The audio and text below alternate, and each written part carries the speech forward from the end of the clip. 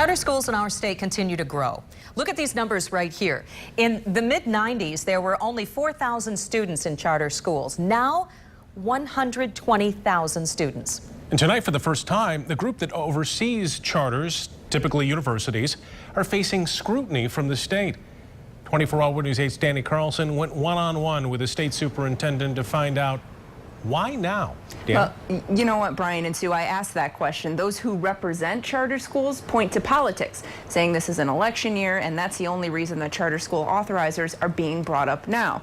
I also asked the state superintendent. Keep in mind, schools in Michigan have been chartered for about 20 years. Why has it taken this long to take some steps towards, hey, if you're not doing what you're supposed to do, we're going to take away this right? Yeah, I mean, I think that's a legitimate criticism. I could have and maybe should have started thinking about this a little earlier. State Superintendent Mike Flanagan told us today he did start talking with charter schools back in February about more accountability.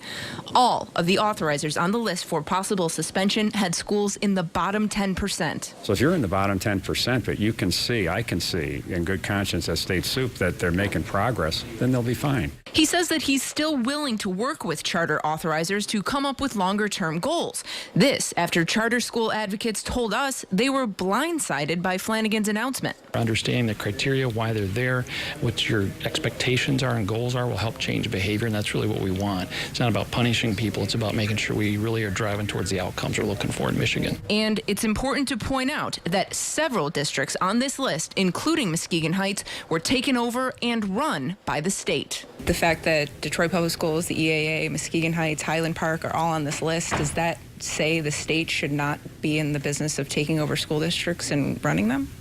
Well, I mean, you could draw different conclusions. I'd leave that to your viewers.